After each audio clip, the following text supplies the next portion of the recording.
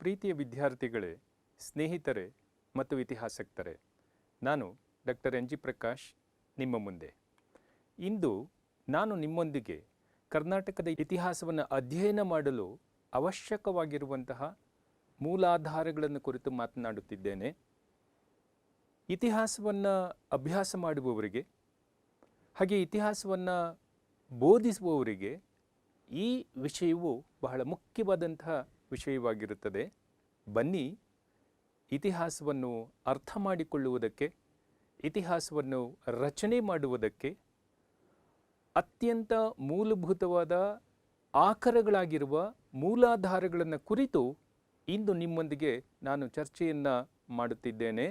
ಈ ಚರ್ಚೆಯಲ್ಲಿ ಪಾಲ್ಗೊಳ್ಳಿ, ವಿಷಯವನ್ನು ತಿಳಿದುಕೊಳ್ಳಿ, ಸಂತೋಷವನ್ನು ಪಡಿ ಎಂದು ನಿಮ್ಮನ್ನು ಆಹ್ವಾನಿಸುತ್ತೇನೆ. ಮೂಲ ಆಧಾರಗಳು. ಪ್ರೀತಿಯ ವಿದ್ಯಾರ್ಥಿಗಳೇ, ಇತಿಹಾಸದ ಅಧ್ಯಯನ ಮತ್ತು ಇತಿಹಾಸದ ರಚನೆಗೆ ಸಹಾಯ ಮಾಡುವಂತಹ ಆಕರಗಳೇ ಈ ಮೂಲಾಧಾರಗಳಾಗಿವೆ.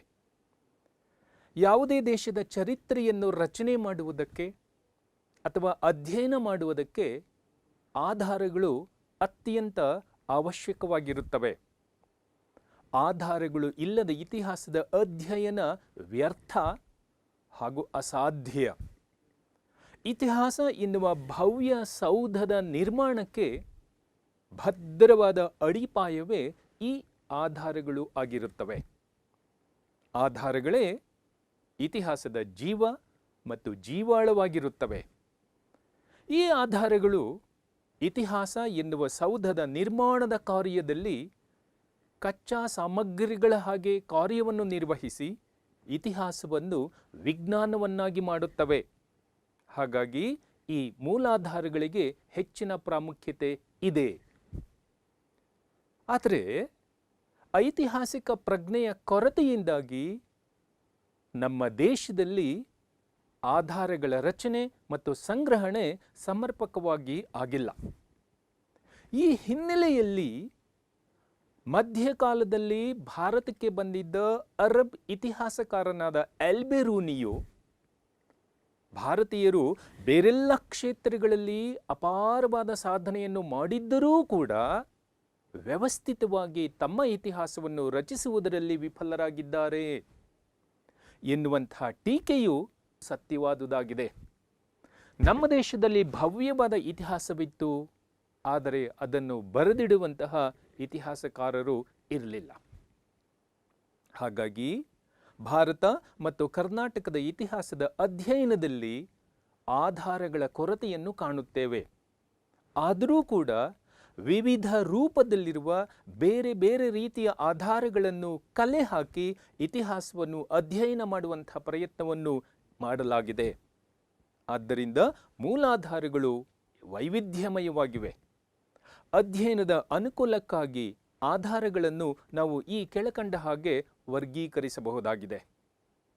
ಆಧಾರಗಳನ್ನು ಪ್ರಧಾನವಾಗಿ ಎರಡು ಭಾಗವಾಗಿ ಮಾಡ್ತೇವೆ. ಒಂದು ಸಾಹಿತ್ಯಿಕ ಆಧಾರಗಳು, ಮತ್ತೊಂದು ಪ್ರಾಕ್ತನಾಶಾಸ್ತ್ರೀಯ ಆಧಾರಗಳು. ಸಾಹಿತ್ಯಿಕ ಆಧಾರಗಳನ್ನು ಲಿಖಿತ ಆಧಾರಗಳು ಎಂದು ಕರೆಯುತ್ತೇವೆ. ಹಾಗೆ ಪ್ರಾಕ್ತನಾಶಾಸ್ತ್ರೀಯ ಆಧಾರಗಳನ್ನು ಅಲಿಖಿತ ಆಧಾರಗಳು ಎಂದು ಕರೆಯುತ್ತೇವೆ. ಈ ಸಾಹಿತ್ಯಿಕ ಆಧಾರಗಳನ್ನು ಮತ್ತೆ ಎರಡು ಭಾಗ ಮಾಡ್ತೇವೆ. ಒಂದು ದೇಶೀಯ ಸಾಹಿತ್ಯ ಆಧಾರ, ಮತ್ತೊಂದು ವಿದೇಶೀಯ ಸಾಹಿತ್ಯ ಆಧಾರ. ದೇಶೀಯ ಸಾಹಿತ್ಯ ಆಧಾರಗಳನ್ನು ಆ ಸಾಹಿತ್ಯ ಕೃತಿಗಳ ಸ್ವರೂಪದ ಆಧಾರದ ಮೇಲೆ ಧಾರ್ಮಿಕ ಸಾಹಿತ್ಯ ಕೃತಿಗಳು ಮತ್ತು ಐತಿಹಾಸಿಕ ಸಾಹಿತ್ಯ ಕೃತಿಗಳು ಎಂದು ಮತ್ತೆ ಎರಡು ಭಾಗ ಮಾಡ್ತೇವೆ. ಮುಂದುವರೆದು ಈ ಧಾರ್ಮಿಕ ಸಾಹಿತ್ಯ ಕೃತಿಗಳನ್ನು ವೇದಗಳು, ಬ್ರಾಹ್ಮಣಕಗಳು, ಪುರಾಣಗಳು, ತಮಿಳು ಕಾವ್ಯಗಳು ಅಥವಾ ಇವೆಲ್ಲವನ್ನು ಸೇರಿಸಿ ಹಿಂದೂ ಧಾರ್ಮಿಕ ಕೃತಿಗಳು ಎಂದು, ಮತ್ತೆ ಬೌದ್ಧ ಕೃತಿಗಳು ಹಾಗೂ ಜೈನ ಧಾರ್ಮಿಕ ಕೃತಿಗಳು ಎಂದು ವಿಭಜನೆಯನ್ನು ಮಾಡ್ತೇವೆ. ಹಾಗೆ ಐತಿಹಾಸಿಕ ಸಾಹಿತ್ಯ ಕೃತಿಗಳನ್ನು ನಮ್ಮ ದೇಶವನ್ನು, ರಾಜ್ಯವನ್ನು ಆಳಿದಂತಹ ರಾಜರ ವಂಶಗಳ ಹಿನ್ನೆಲೆಯಲ್ಲಿ ಮೌರ್ಯರ ಕಾಲದ ಕೃತಿಗಳು, ಸಾತವಾಹನರ ಕಾಲದ ಸಾಹಿತ್ಯ, ಭಕ್ತಿಪಂಥ ಕಾಲದ ಸಾಹಿತ್ಯ, ಚಾಲುಕ್ಯರ ಕಾಲದ ಸಾಹಿತ್ಯ, ರಾಷ್ಟ್ರಕೂಟರ ಕಾಲದ ಸಾಹಿತ್ಯ ಮತ್ತು ಹೊಯ್ಸಳರ ಕಾಲದ ಸಾಹಿತ್ಯ ಕೃತಿಗಳು ಎಂದು ಬೇರೆ ಬೇರೆ ಭಾಗಗಳಾಗಿ ವಿಭಜನೆಯನ್ನು ಮಾಡಿಕೊಂಡಿದ್ದೇವೆ. ಹಾಗೆ ವಿದೇಶಿಯ ಸಾಹಿತ್ಯ ಕೃತಿಗಳನ್ನು ಕೂಡ ಗ್ರೀಕ್ ರೋಮನ್ ಸಾಹಿತ್ಯ ರಾಶಿ, ಚೀನಿ ಸಾಹಿತ್ಯ ಕೃತಿಗಳು ಮತ್ತು ಅರಬ್ ಸಾಹಿತ್ಯ ಕೃತಿಗಳು ಎಂದು ಬೇರೆ ಬೇರೆ ವಿಭಾಗವನ್ನು ಮಾಡಿದ್ದೇವೆ. ಹಾಗೆ ಮತ್ತೊಂದು ಭಾಗದಲ್ಲಿ ಪುರಾತತ್ವ ಆಧಾರಗಳನ್ನು ಅಥವಾ ಪ್ರಾಕ್ತನಾ ಶಾಸ್ತ್ರೀಯ ಆಧಾರಗಳನ್ನು ಅಥವಾ ಅಲಿಖಿತ ಆಧಾರಗಳನ್ನೂ ಕೂಡ ಶಾಸನಗಳು, ನಾಣ್ಯಗಳು, ಸ್ಮಾರಕಗಳು, ಉತ್ಖನನಗಳು, ಕಡತಗಳು, ಕೈಫಿಯತ್ ಮತ್ತು ಬಖೈರುಗಳು ಎಂದು ಬೇರೆ ಬೇರೆ ವಿಭಾಗಗಳಾಗಿ ವಿಂಗಡಿಸಿ ಸುಲಭವಾಗಿ ಆಧಾರಗಳನ್ನು ಅರ್ಥ ಮಾಡಿಕೊಳ್ಳುವಂಥ ಪ್ರಯತ್ನವನ್ನು ಮಾಡುತ್ತಿದ್ದೇವೆ. ಈಗ ನೋಡೋಣ ಸಾಹಿತ್ಯಿಕ ಆಧಾರಗಳನ್ನು ಕುರಿತು. ಸಾಹಿತ್ಯಿಕ ಆಧಾರಗಳು ಬರವಣಿಗೆ ಅಥವಾ ಲಿಖಿತ ರೂಪದಲ್ಲಿ ಇರುವ ಆಧಾರಗಳಾಗಿವೆ. ನಮ್ಮ ಅನುಕೂಲಕ್ಕಾಗಿ ಈ ಲಿಖಿತ ಆಧಾರಗಳನ್ನು ದೇಶೀಯ ಸಾಹಿತ್ಯಾಧಾರಗಳು ಮತ್ತು ವಿದೇಶೀಯ ಸಾಹಿತ್ಯಾಧಾರಗಳು ಎಂದು ಎರಡು ಭಾಗಗಳಾಗಿ ವಿಂಗಡಿಸಿದ್ದೇವೆ. ಈಗ ನೋಡೋಣ ದೇಶೀಯ ಸಾಹಿತ್ಯ ಆಧಾರಗಳನ್ನು ಕುರಿತು. ನಮ್ಮ ದೇಶ ಭಾರತ ಬಹುಭಾಷೆಗಳ ನಾಡು ಆಗಿರುವುದರಿಂದ ಇಲ್ಲಿ ಪಾಲಿ, ಪ್ರಾಕೃತ, ಸಂಸ್ಕೃತ, ಕನ್ನಡ, ತೆಲುಗು, ಮರಾಠಿ, ತಮಿಳು ಮುಂತಾದಂತಹ ಭಾಷೆಗಳಲ್ಲಿ ಅಪಾರವಾದಂತಹ ಸಾಹಿತ್ಯ ರಾಶಿ ಸೃಷ್ಟಿಯಾಯಿತು. ಈ ಕೃತಿಗಳು ಸಮಕಾಲೀನ ರಾಜಕೀಯ, ಆರ್ಥಿಕ, ಸಾಮಾಜಿಕ, ಧಾರ್ಮಿಕ ಮತ್ತು ಸಾಂಸ್ಕೃತಿಕ ಸ್ಥಿತಿಗತಿಗಳನ್ನು ನಮ್ಮ ಮುಂದೆ ವಿವರವಾಗಿ ತೆರೆದಿಡುತ್ತವೆ. ನಮ್ಮ ಕರ್ನಾಟಕ ರಾಜ್ಯದ ಇತಿಹಾಸಕ್ಕೆ, ಅದರ ಅಧ್ಯಯನಕ್ಕೆ ನೆರವಾಗುವ ದೇಶೀಯ ಸಾಹಿತ್ಯ ಆಧಾರಗಳನ್ನು ನಮ್ಮ ಅಧ್ಯಯನದ ಅನುಕೂಲಕ್ಕಾಗಿ ಧಾರ್ಮಿಕ ಸಾಹಿತ್ಯ ಮತ್ತು ಐತಿಹಾಸಿಕ ಸಾಹಿತ್ಯ ಎಂದು ಮತ್ತೆ ಎರಡು ಭಾಗಗಳಾಗಿ ವಿಂಗಡಿಸಿ ಅಭ್ಯಾಸವನ್ನು ಮಾಡ್ತಾ ಇದ್ದೇವೆ. ಮೊದಲನೇದಾಗಿ ಧಾರ್ಮಿಕ ಸಾಹಿತ್ಯ ಕೃತಿಗಳು. ಪ್ರಾಚೀನ ಭಾರತೀಯರು ಧರ್ಮನಿಷ್ಠರಾಗಿದ್ದರಿಂದ ಅವರು ರಚಿಸಿದ ಸಾಹಿತ್ಯವು ಧರ್ಮ ಪ್ರಧಾನವಾದುದಾಗಿತ್ತು. ಅದು ಇತಿಹಾಸವನ್ನೇ ಗುರಿಯಾಗಿಟ್ಟುಕೊಂಡು ಬರೆದದ್ದು ಅಲ್ಲ. ಆದರೂ ಕೂಡ ಈ ಕೃತಿಗಳು ಐತಿಹಾಸಿಕ ವಿಚಾರಗಳನ್ನು ಒಳಗೊಂಡಿರುತ್ತವೆ. ವೇದಗಳು, ಬ್ರಾಹ್ಮಣಕಗಳು, ಪುರಾಣಗಳು, ಕಾವ್ಯಗಳು ಈ ಧಾರ್ಮಿಕ ಸಾಹಿತ್ಯದ ಪಾಲಿಗೆ ಸೇರುತ್ತವೆ. ಮೊದಲನೇದಾಗಿ ವೇದಗಳನ್ನು ನೋಡೋಣ. ವೇದಗಳು ಆರ್ಯರ ಜೀವನ ಕ್ರಮವನ್ನು ತಿಳಿಯಲು ಇರುವ ಅತ್ಯುತ್ತಮವಾದ ಆಧಾರಗಳಾಗಿವೆ. ವೇದಗಳಲ್ಲಿ ದಕ್ಷಿಣ ಭಾರತ ಹಾಗೂ ಕರ್ನಾಟಕಕ್ಕೆ ಸಂಬಂಧಿಸಿದ ಹಲವಾರು ವರ್ಣನೆಗಳು ಸಿಗುತ್ತವೆ. ಈ ವೇದಗಳು ದಕ್ಕನ್ನಿಗೆ ಆರ್ಯರ ನಾಗರಿಕತೆಯ ವಿಸ್ತರಣೆ, ಕರ್ನಾಟಕದ ಪ್ರಾಚೀನ ನೆಲೆಗಳು ಮುಂತಾದಂತಹ ಮಾಹಿತಿಯನ್ನು ನೀಡಿ ಕರ್ನಾಟಕದ ಇತಿಹಾಸದ ಅಧ್ಯಯನಕ್ಕೆ ಸಹಾಯವನ್ನು ಮಾಡುತ್ತವೆ. ನಂತರ ಬ್ರಾಹ್ಮಣಕಗಳು, ಪುರಾಣಗಳು ಮತ್ತು ಮಹಾಕಾವ್ಯಗಳು ಇವೂ ಕೂಡ ಕರ್ನಾಟಕದ ಇತಿಹಾಸದ ಅಧ್ಯಯನಕ್ಕೆ ನೆರವಾಗುತ್ತವೆ. ಇವುಗಳಲ್ಲಿ ವಿಶ್ವಾಮಿತ್ರರು ದಕ್ಕನಿಗೆ ಕಳುಹಿಸಿದ ತನ್ನ 50 ಮಂದಿ ಪುತ್ರರು ಕರ್ನಾಟಕವನ್ನಾಳಿದ ಆಂಧ್ರ, ಪುಳಿಂದ, ಶಬರ ಮುಂತಾದ ವಂಶಗಳ ಸ್ಥಾಪಕರು ಎಂದು ಹೇಳಲಾಗಿದೆ. ಪಾಣಿನಿಯ ಅಷ್ಟಾಧ್ಯಾಯಿ, ಮಾರ್ಕಂಡೇಯ ಪುರಾಣ, ರಾಜಶೇಖರನ ಕಾವ್ಯ ಮೀಮಾಂಸೆ ಮುಂತಾದ ಕೃತಿಗಳು ಸಾತವಾಹನ, ಕದಂಬ, ಚಾಲುಕ್ಯ, ರಾಷ್ಟ್ರಕೂಟ ಮುಂತಾದ ಕರ್ನಾಟಕವನ್ನಾಳಿದ ರಾಜ ಸಂತತಿಗಳ ಬಗ್ಗೆ ಮಾಹಿತಿಯನ್ನು ನೀಡುತ್ತವೆ. ಹಾಗೆ ರಾಮಾಯಣ ಮತ್ತು ಮಹಾಭಾರತಗಳಲ್ಲಿ ಕನ್ನಡ ನುಡಿ, ಜನಪದ ಮತ್ತು ಭೂಗೋಳದ ಉಲ್ಲೇಖ ನಮಗೆ ದೊರೆಯುತ್ತದೆ. ಮುಂದೆ ಈ ತಮಿಳು ಕೃತಿಗಳನ್ನು ನೋಡೋಣ. ಪ್ರಾಚೀನ ತಮಿಳು ಕಾವ್ಯಗಳಾಗಿರುವ ಶಿಲ್ಪದಿಕಾರಂ, ತೊಳ್ಕಾಪ್ಪಿಯಂ, ಮಣಿಮೇಖಲೈ, ಕೊಂಗು ದೇಶ ರಾಜಾಕ್ಕಳ್ ಚರಿತಂ, ತಿರುಕ್ಕುರುಳ್ ಮುಂತಾದಂಥ ಕೃತಿಗಳು ಪ್ರಾಸಂಗಿಕವಾಗಿ ಪ್ರಾಚೀನ ಕರ್ನಾಟಕದ ಭೂಗೋಳ, ಕರ್ನಾಟಕದ ಮೂಲ ಮತ್ತು ಪ್ರಾಚೀನತೆ, ಆರ್ಯ ಅನಾರ್ಯ ಬುಡಕಟ್ಟುಗಳ ಪ್ರಭಾವವನ್ನು ತಿಳಿಯಲು ಈ ಕೃತಿಗಳು ಸಹಾಯ ಮಾಡುತ್ತವೆ. ಈ ತಮಿಳ್ ಕಾವ್ಯಗಳಲ್ಲಿ ಪರಶುರಾಮನಿಂದ ಕೇರ ಮತ್ತು ಗೋಕರ್ಣ ರಾಜ್ಯಗಳ ಸ್ಥಾಪನೆ, ಕುರುಕ್ಷೇತ್ರ ಯುದ್ಧದಲ್ಲಿ ಭಾಗವಹಿಸಿದ್ದಂತಹ ದಕ್ಕನ್ನಿನ ರಾಜರುಗಳು, ಚೇರ, ಪಾಂಡ್ಯರ ಬಗ್ಗೆ ಹಾಗೂ ಕರ್ನಾಟಕದ ಊರುಗಳ ಬಗ್ಗೆ ಮಾಹಿತಿಯನ್ನು ನೀಡಿ ಈ ತಮಿಳು ಕಾವ್ಯಗಳು ಕರ್ನಾಟಕದ ಇತಿಹಾಸದ ಅಧ್ಯಯನಕ್ಕೆ ಸಹಾಯವನ್ನು ಮಾಡುತ್ತವೆ. ಮುಂದೆ ನೋಡೋಣ ಬೌದ್ಧ ಧರ್ಮದ ಕೃತಿಗಳ ಬಗ್ಗೆ. ಬೌದ್ಧ ಕೃತಿಗಳಾಗಿರುವ ದೀಪವಂಶ ಮತ್ತು ಮಹಾವಂಶಗಳು ಅಶೋಕ ಚಕ್ರವರ್ತಿಯು ಬೌದ್ಧ ಧರ್ಮದ ಪ್ರಚಾರಕ್ಕಾಗಿ ಬನವಾಸಿ ಮತ್ತು ಮೈಸೂರುಗಳಿಗೆ ಮತ ಪ್ರಚಾರಕರನ್ನು ಕಳುಹಿಸಿದ್ದನು ಎಂದು ತಿಳಿಸುತ್ತವೆ. ಜೊತೆಗೆ ಮೌರ್ಯ ಸಾತವಾಹನರ ಬಗ್ಗೆ ಮಾಹಿತಿಯನ್ನು ನೀಡುತ್ತವೆ. ಇವಿಷ್ಟು ಧಾರ್ಮಿಕ ಕೃತಿಗಳಾಗಿದ್ದು ಕರ್ನಾಟಕದ ಇತಿಹಾಸದ ಅಧ್ಯಯನಕ್ಕೆ ಸಹಾಯವನ್ನು ಮಾಡುತ್ತವೆ. ಇನ್ನು ಐತಿಹಾಸಿಕ ಸಾಹಿತ್ಯ ಕೃತಿಗಳನ್ನು ವಿವರವಾಗಿ ತಿಳಿಯೋಣ. ಕರ್ನಾಟಕದ ಇತಿಹಾಸದ ರಚನೆಗೆ ಹೆಚ್ಚಿನ ಮಾಹಿತಿಯನ್ನು ಒದಗಿಸುವಂತಹ ಸಾಹಿತ್ಯವೇ ಐತಿಹಾಸಿಕ ಸಾಹಿತ್ಯ. ರಾಜರ ಆಸ್ಥಾನ ಲೇಖಕರಿಂದ ರಚಿತವಾದಂತಹ ರಾಜಾವಳಿಗಳು, ವೃತ್ತಾಂತಗಳು, ಆತ್ಮಚರಿತ್ರೆಗಳು, ನಾಟಕಗಳು, ಕಾದಂಬರಿ, ವ್ಯಾಕರಣ, ಗಣಿತಶಾಸ್ತ್ರ, ಜೀವನಚರಿತ್ರೆ, ರಾಜನೀತಿ, ವಿಶ್ವಕೋಶ, ಕಾವ್ಯ, ಕೈಫಿಯತ್ ಮುಂತಾದವು ಈ ಐತಿಹಾಸಿಕ ಸಾಹಿತ್ಯ ಕೃತಿಗಳ ಸಾಲಿನಲ್ಲಿ ಸೇರುತ್ತವೆ. ಈಗ ಇವುಗಳನ್ನು ಒಂದೊಂದಾಗಿ ವಿವರವಾಗಿ ನೋಡುತ್ತಾ ಹೋಗೋಣ. ಮೊದಲನೇದಾಗಿ ಮೌರ್ಯರ ಕಾಲದ ಸಾಹಿತ್ಯ ಕೃತಿಗಳು. ಮೌರ್ಯರ ಕಾಲದಲ್ಲಿ ರಚನೆಯಾದ ಪ್ರಾಕೃತ, ಸಂಸ್ಕೃತ, ಜೈನ ಮತ್ತು ಬೌದ್ಧ ಕೃತಿಗಳಲ್ಲಿ ದಕ್ಷಿಣ ಭಾರತದ, ಅದರಲ್ಲೂ ಕರ್ನಾಟಕದ ಪ್ರಸ್ತಾಪ ಬಹಳ ವಿವರವಾಗಿ ಸಿಗುತ್ತದೆ. ಕೌಟಿಲ್ಯನ ಅರ್ಥಶಾಸ್ತ್ರವು ದಖ್ಖನ್ನಲ್ಲಿ ಮೌರ್ಯರ ಆಡಳಿತವನ್ನು ತಿಳಿಯಲು ಸಹಾಯಕವಾಗುತ್ತದೆ. ಅಶೋಕನು ಬನವಾಸಿ, ಚೇರ, ಪಾಂಡ್ಯ ನಾಡುಗಳಿಗೆ ಮಹಾಮಾತ್ರರನ್ನು ಕಳುಹಿಸಿದಂತಹ ವಿಚಾರವು ಆ ಕಾಲದ ಸಾಹಿತ್ಯದಿಂದ ತಿಳಿಯುತ್ತದೆ. ಭದ್ರಬಾಹು ರಚಿಸಿದಂತಹ ಭದ್ರಬಾಹು ಚರಿತ, ಚಂದ್ರಗುಪ್ತ ಮೌರ್ಯನು ಶ್ರವಣ ಬೆಳಗೊಳಕ್ಕೆ ಬಂದು ನೆಲೆಸಿ ಇಲ್ಲಿ ನಿರ್ಮಾಣ ಹೊಂದಿದನು ಎಂದು ತಿಳಿಸುತ್ತದೆ. ಜೊತೆಗೆ ಜಿನಸೇನನ ಹರಿವಂಶ, ಶೂದ್ರಕನ ಮೃಚ್ಛಕಟಿಕ ಕೃತಿಗಳಲ್ಲಿ ಕರ್ನಾಟಕದಲ್ಲಿ ಮೌರ್ಯರ ಆಳ್ವಿಕೆಯ ಬಗ್ಗೆ ವಿಪುಲವಾದಂತಹ ಮಾಹಿತಿ ನಮಗೆ ಸಿಗುತ್ತದೆ. ಮುಂದೆ ಸಾತವಾಹನರ ಕಾಲದ ಸಾಹಿತ್ಯವನ್ನು ನೋಡೋಣ.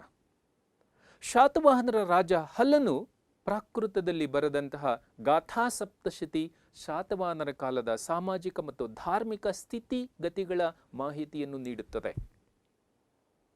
ಈ ಕೃತಿಯಲ್ಲಿ ಅನೇಕ ಕನ್ನಡದ ಪದಗಳು ಇರುವುದರಿಂದ ಕರ್ನಾಟಕದ ಬಿಜಾಪುರ, ಬನವಾಸಿ, ಚಿತ್ರದುರ್ಗಗಳವರೆಗೆ ಸಾತವಾಹನರ ಆಧಿಪತ್ಯ ವಿಸ್ತರಿಸಿತ್ತು ಎಂದು ಸ್ಪಷ್ಟವಾಗಿ ತಿಳಿಯುತ್ತದೆ.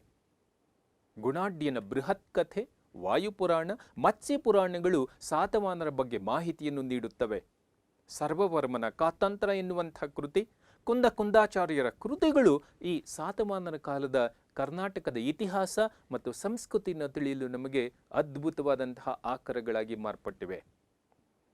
ಇನ್ನು ಭಕ್ತಿ ಪಂಥ ಕಾಲದ ಸಾಹಿತ್ಯವನ್ನು ನೋಡುವುದಾದರೆ ಶಂಕರಾಚಾರ್ಯರಿಂದ ರಚಿತವಾದಂತಹ ಲಹರಿಗಳು, ರಾಮಾನುಜಾಚಾರ್ಯರು ರಚಿಸಿದಂತಹ ವೇದಾಂತಸಾರ, ವೇದಾಂತ ದೀಪಿಕಾ ಎನ್ನುವ ಕೃತಿಗಳು, ಮಧ್ವಾಚಾರ್ಯರು ರಚನೆ ಮಾಡಿದಂತಹ ಭಾಷ್ಯಗಳು, ಅದ್ವೈತ, ವಿಶಿಷ್ಟಾದ್ವೈತ ಮತ್ತು ದ್ವೈತ ಸಿದ್ಧಾಂತಗಳ ಬಗ್ಗೆ ತಿಳಿಯಲು ನಮಗೆ ನೆರವಾಗುತ್ತವೆ. ಹಾಗೆ 12ನೇ ಶತಮಾನದಲ್ಲಿ ಶಿವ ಶರಣರು ಹಾಗೂ ಬಸವೇಶ್ವರರು ರಚನೆ ಮಾಡಿದಂತಹ ಸರಳವಾದ ವಚನಗಳು ಭೀಮಕವಿಯ ಬಸವಪುರಾಣ ಆಗಿನ ಕಾಲದ ಸಾಮಾಜಿಕ ಮತ್ತು ಧಾರ್ಮಿಕ ಸ್ಥಿತಿಗತಿಗಳನ್ನು ಪ್ರತಿಬಿಂಬಿಸುತ್ತವೆ. ಹೀಗೆ ಭಕ್ತಿ ಪಂಥ ಕಾಲದ ಸಾಹಿತ್ಯವು ಕರ್ನಾಟಕದ ಇತಿಹಾಸವನ್ನು ಅಭ್ಯಾಸ ಮಾಡಲು ಮಾರ್ಗದರ್ಶನವನ್ನು ನೀಡುತ್ತದೆ. ಮುಂದೆ ನೋಡೋಣ ಚಾಲುಕ್ಯರ ಕಾಲದ ಸಾಹಿತ್ಯ.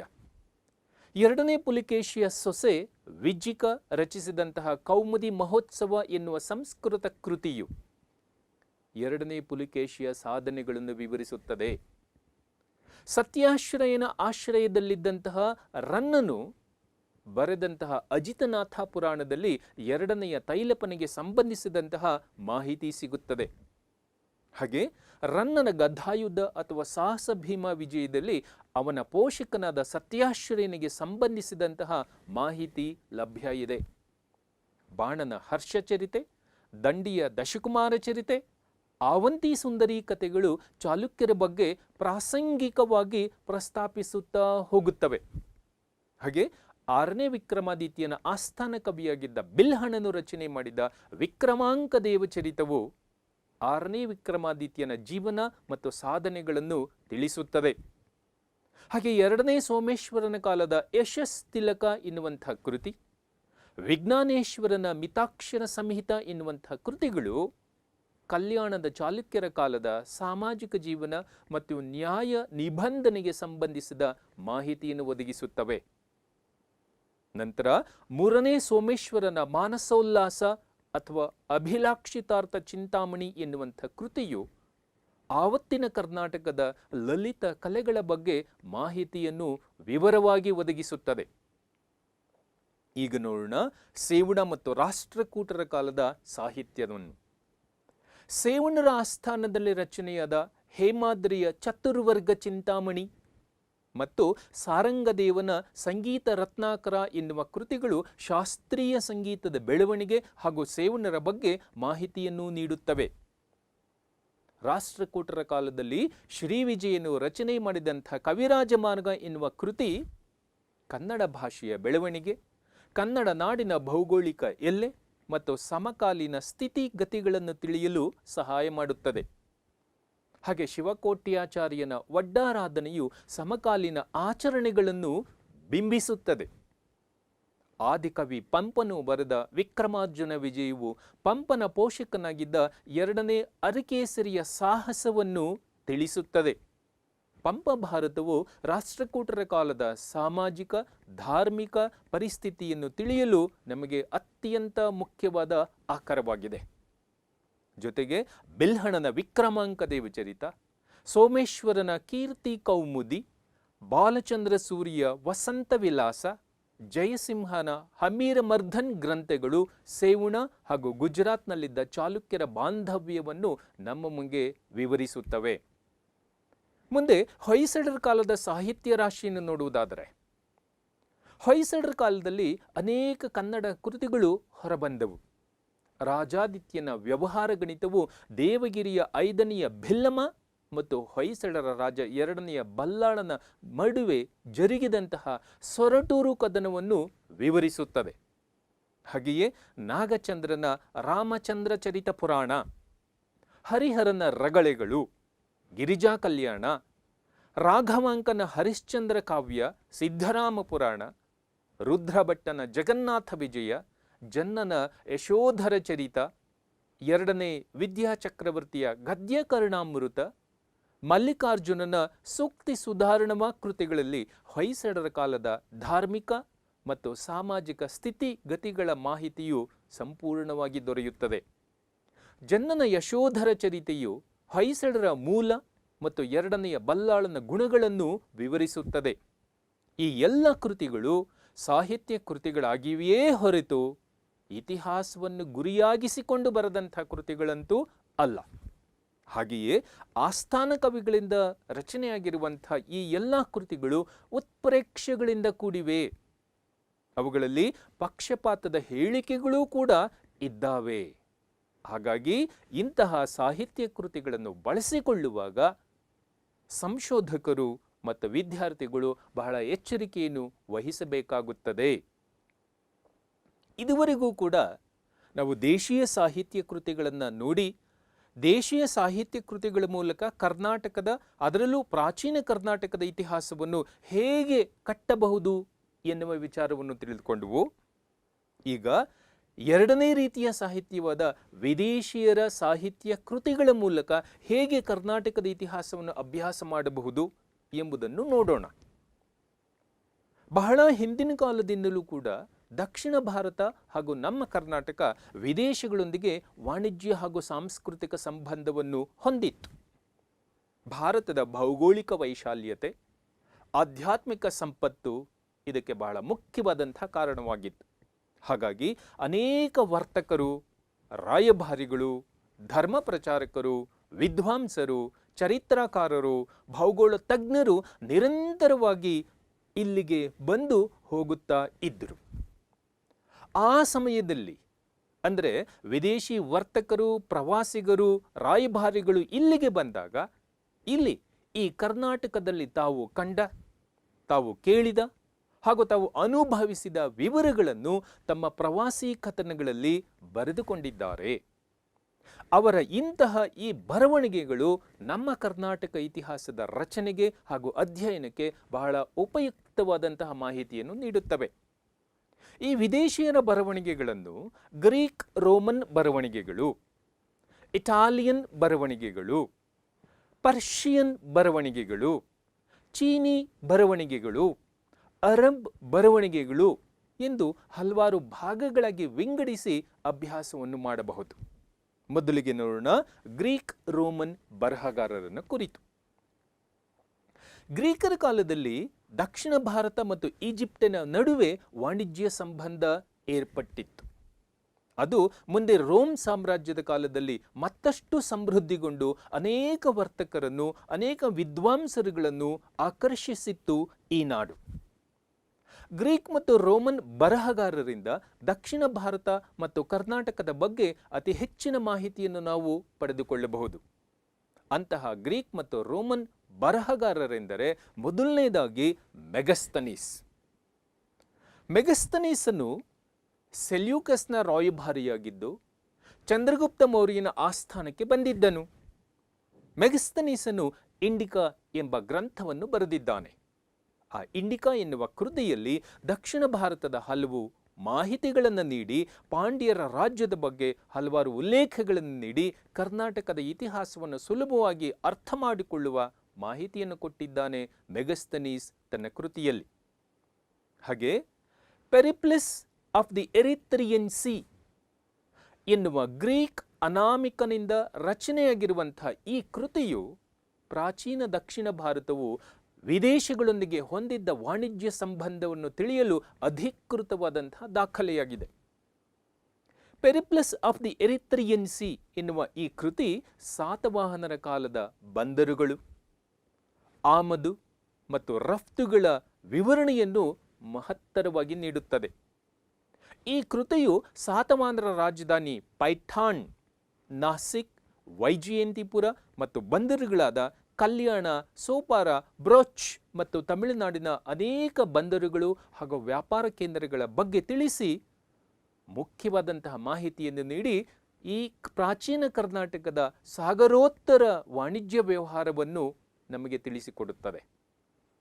ಇನ್ನೊಬ್ಬ ಪ್ರಸಿದ್ಧ ಬರಹಗಾರ ಪ್ಲಿನಿ.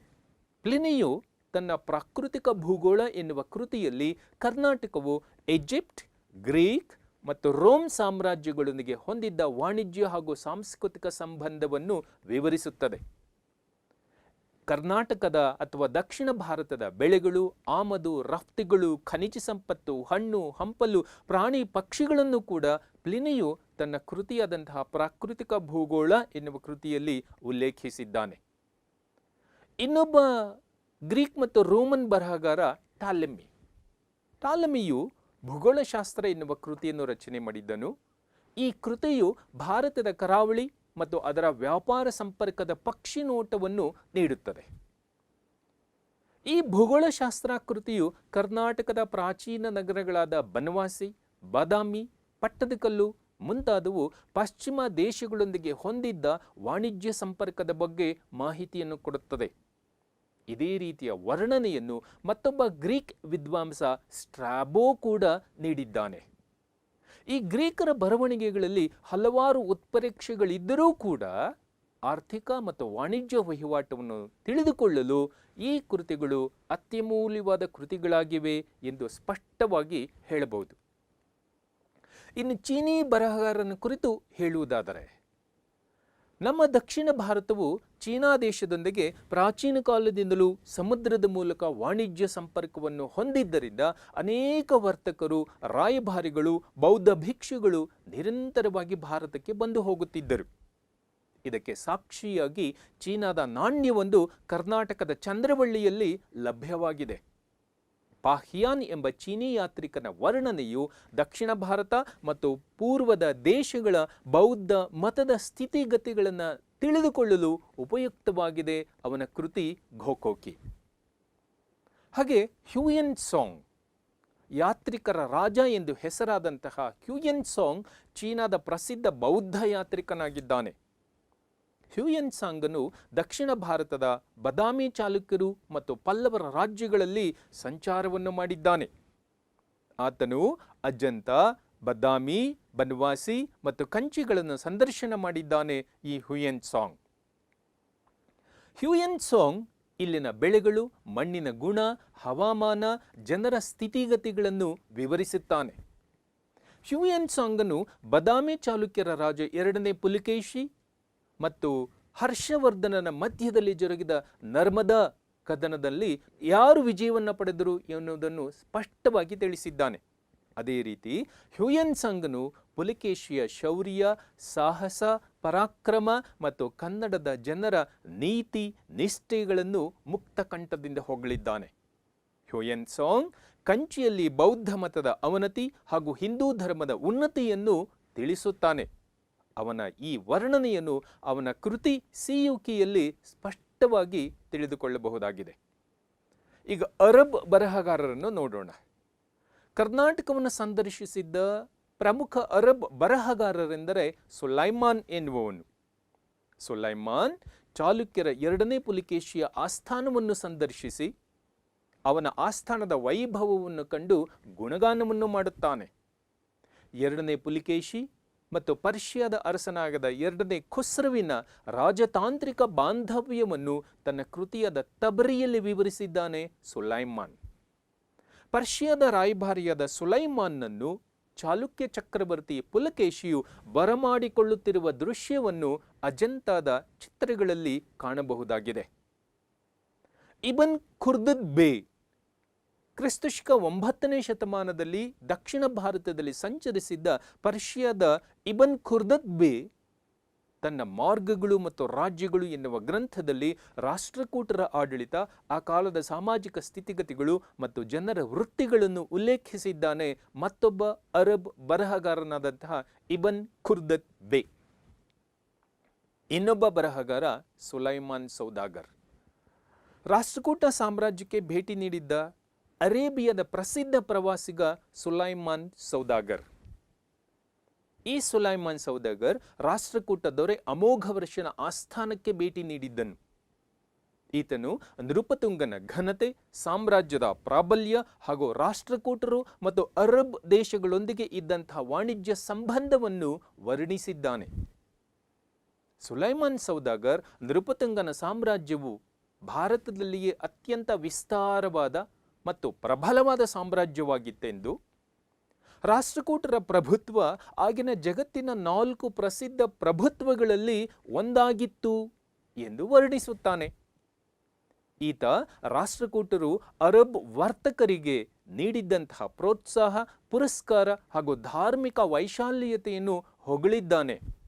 ಅಲ್ಲದೆಯೇ ಇಲ್ಲಿನ ಜನರ ಆಚಾರ ವಿಚಾರಗಳು, ಇಲ್ಲಿನ ನದಿಗಳು, ಸಸ್ಯವರ್ಗ, ಭೂಗೋಳ ಮುಂತಾದಂತಹ ಮಾಹಿತಿಯನ್ನು ನೀಡುತ್ತಾನೆ ಈ ಸುಲೈಮಾನ್ ಸೌದಾಗರ್.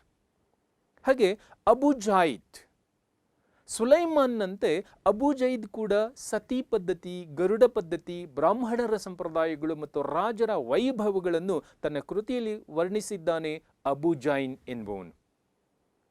ಅಲ್-ಮಸೂದಿ, ಬಾಗ್ದಾದ್ನ ಅಲ್-ಮಸೂದಿ ರಾಷ್ಟ್ರಕೂಟರ ಆಡಳಿತ ಪದ್ಧತಿ, ಅವರ ರಾಜಧಾನಿ ಮಾನ್ಯಖೇಟ ಹಾಗೂ ದಕ್ಷಿಣ ಭಾರತದ ಇನ್ನೂ ಹಲವಾರು ಸಂಗತಿಗಳನ್ನು ತಿಳಿಸುತ್ತಾನೆ ಅಲ್-ಮಸೂದಿ.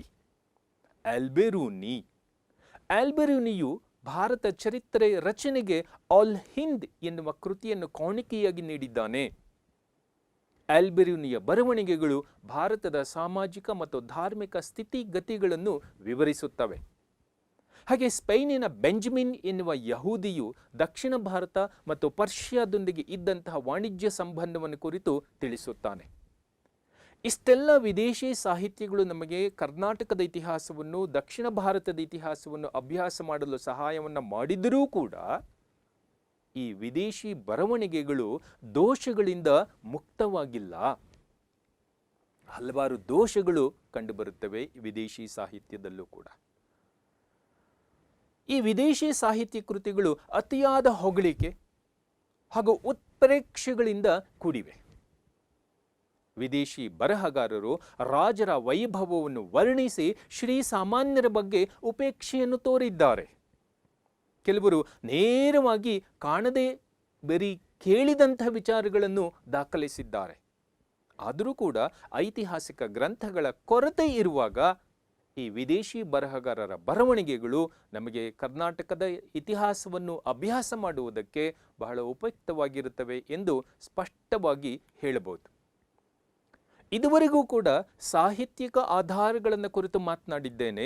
ಪ್ರೀತಿಯ ವಿದ್ಯಾರ್ಥಿಗಳೇ, ಈಗ ನಾನು ಇತಿಹಾಸದ ರಚನೆಗೆ, ಇತಿಹಾಸದ ಅಧ್ಯಯನಕ್ಕೆ ಸಹಾಯ ಮಾಡುವಂತಹ ಮತ್ತೊಂದು ಪ್ರಕಾರದ ಆಧಾರಗಳು, ಅಲಿಖಿತ ಆಧಾರಗಳು ಅಥವಾ ಪ್ರಾಕ್ತನಾಶಾಸ್ತ್ರೀಯ ಆಧಾರಗಳನ್ನು ಕುರಿತು ಈಗ ನೋಡುತ್ತಾ ಹೋಗೋಣ. ಪುರಾತತ್ವ ಅವಶೇಷಗಳ ಅಧ್ಯಯನವನ್ನು ಆರ್ಕಿಯಾಲಜಿ ಎಂದು ಕರೆಯುತ್ತೇವೆ. ಆರ್ಕಿಯಾಲಜಿ ಎಂದರೆ ಪ್ರಾಚೀನ ವಸ್ತುಗಳ ವಿಜ್ಞಾನ ಅಥವಾ ಪುರಾತತ್ವಶಾಸ್ತ್ರ ಎಂದು ಅರ್ಥ.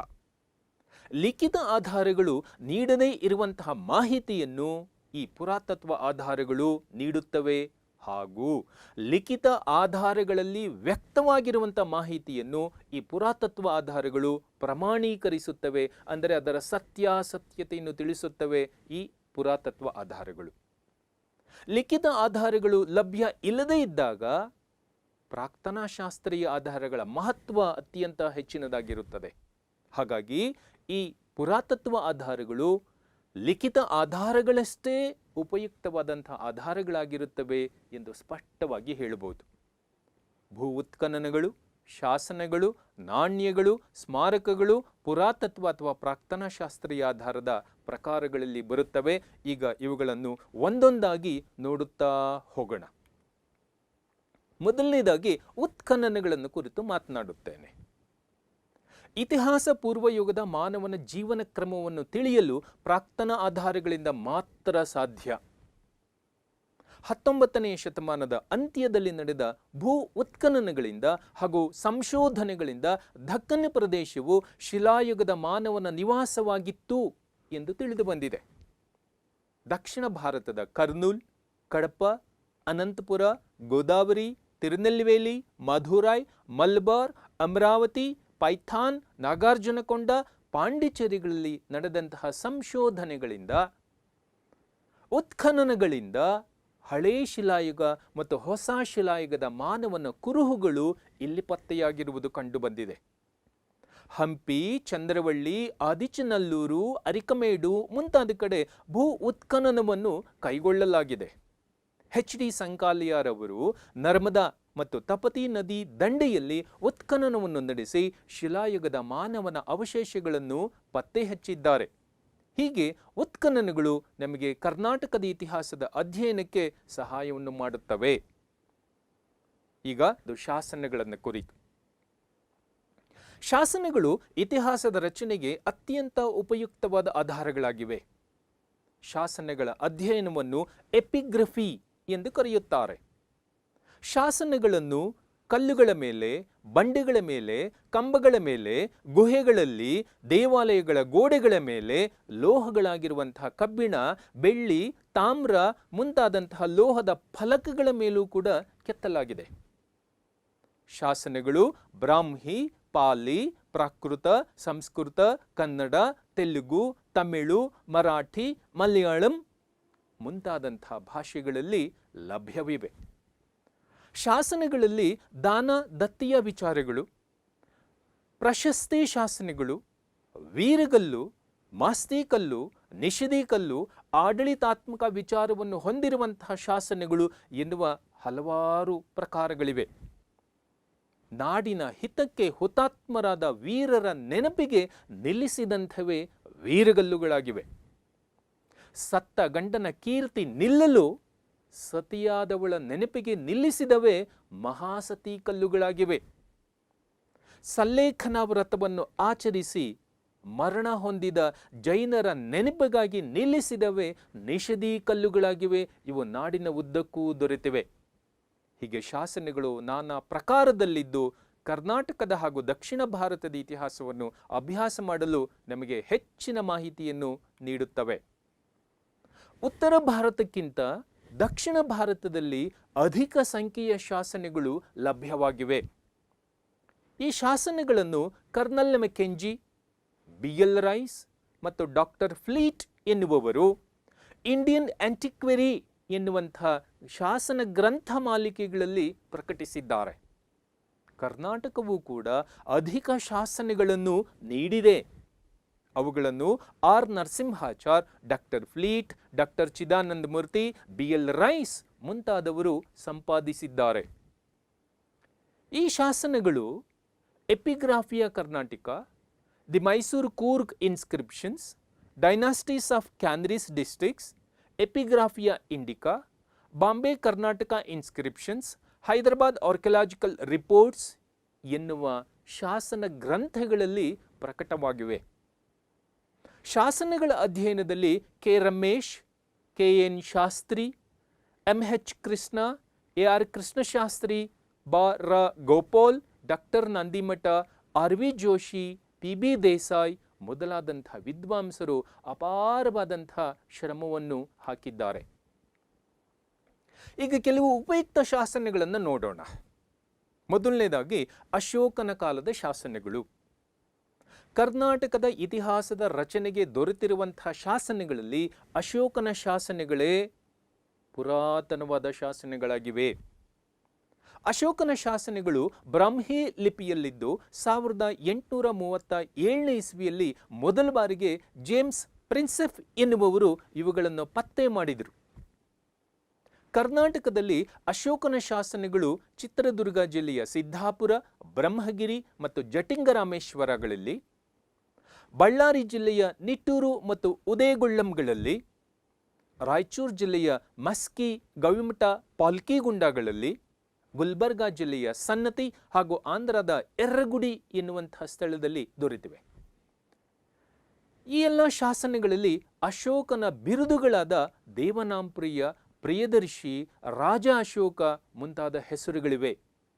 ಆದರೆ ಮಾಸ್ಕಿ ಶಾಸನದಲ್ಲಿ ಅಶೋಕನ ಹೆಸರು ದೇವನಾಂಪ್ರಿಯ, ಪ್ರಿಯದರ್ಶಿ, ರಾಜ ಅಶೋಕ ಎಂದು ಇದ್ದು ಅಶೋಕನ ಹೆಸರಿನ ಗೊಂದಲಕ್ಕೆ ಇತಿಶ್ರೀಯನ್ನು ಹಾಡಿದೆ ಈ ಮಸ್ಕಿ ಶಾಸನ. ಈ ಎಲ್ಲ ಶಾಸನಗಳಿಂದ ಕರ್ನಾಟಕವು ಮೌರ್ಯ ಸಾಮ್ರಾಜ್ಯದ ಆಳ್ವಿಕೆಗೆ ಒಳಪಟ್ಟಿತ್ತು ಎಂದು ತಿಳಿಯುತ್ತದೆ. ಅಶೋಕನ ಶಾಸನಗಳಲ್ಲಿ ಚೋಳ, ಚೇರ, ಪಾಂಡ್ಯರ ಬಗ್ಗೆ ಹಲವಾರು ಉಲ್ಲೇಖಗಳು ಇದ್ದಾವೆ. ಅಶೋಕನನ್ನು ಭಾರತೀಯ ಶಾಸನ ಪದ್ಧತಿಯ ಪಿತಾಮಹ ಹಾಗೂ ಸ್ವಕಥನಾಕಾರ ಎಂದು ಕರೆಯಲಾಗಿದೆ. ಇನ್ನು ಸಾತವಾಹನರ ಕಾಲದ ಶಾಸನಗಳನ್ನು ನೋಡುವುದಾದರೆ, ಶಾತವಾಹನರು ಮೌರ್ಯರ ಶಾಸನ ಪದ್ಧತಿಯನ್ನು ಮುಂದುವರಿಸಿದರು. ಶಾತವಾಹನರು ಪ್ರಾಕೃತದಲ್ಲಿ ಶಾಸನಗಳನ್ನು ರಚಿಸಿದರು. ಗೌತಮಿ ಬಾಲಶ್ರೀಯ ನಾಸಿಕ್ ಶಾಸನವು ಗೌತಮಿಪುತ್ರ ಶಾತಕರ್ಣಿಯ ಸಾಧನೆಗಳು ಹಾಗೂ ನಾಗನಿಕಳ ನಾನ್ಘಾಟ್ ಶಾಸನವು ಶಾತಕರ್ಣಿಯ ಸಾಧನೆಗಳನ್ನು ತಿಳಿಯಲು ಸಹಾಯವನ್ನು ಮಾಡುತ್ತದೆ. ಕಾರ್ಲೆ, ಕನ್ಹೇರಿ, ಬನ್ವಾಸಿ, ಮಳವಳ್ಳಿ ಮುಂತಾದ ಶಾಸನಗಳಿಂದ ಕರ್ನಾಟಕವು ಶಾತವಾಹನರ ಆಳ್ವಿಕೆಗೆ ಒಳಪಟ್ಟಿತ್ತು ಎಂದು ತಿಳಿಯುತ್ತದೆ. ಬಳ್ಳಾರಿ ಜಿಲ್ಲೆಯ ಹಿರೇಹಡಗಲಿ ಶಾಸನವು ಶಾತವಾಹನರನ್ನು ಕನ್ನಡಿಗರು ಎಂದು ಕೂಡ ಹೇಳಿದೆ. ಇನ್ನು ಕದಂಬರ ಕಾಲದ ಶಾಸನಗಳನ್ನು ನೋಡುವುದಾದರೆ, ಮಯೂರವರ್ಮನ ಸಾಧನೆಗಳನ್ನು ಪ್ರಾಕೃತ ಭಾಷೆಯ ಚಂದ್ರವಳ್ಳಿ ಶಾಸನವು ತಿಳಿಸುತ್ತದೆ. ಕದಂಬರ ಮೂಲವನ್ನು ತಿಳಿಯಲು ಕಾಕುತ್ಸವರ್ಮನ ತಾಳಗುಂದ ಶಾಸನವು ಸಹಕಾರಿಯಾಗಿದೆ. ಕ್ರಿಸ್ತಶಕ 450ರಲ್ಲಿ ರಚಿತವಾದ ಬೇಲೂರು ತಾಲೂಕಿನ ಹಲ್ಮಿಡಿ ಶಾಸನವು ಕನ್ನಡದ ಮೊದಲ ಉಪಲಬ್ಧ ಶಾಸನವಾಗಿದೆ.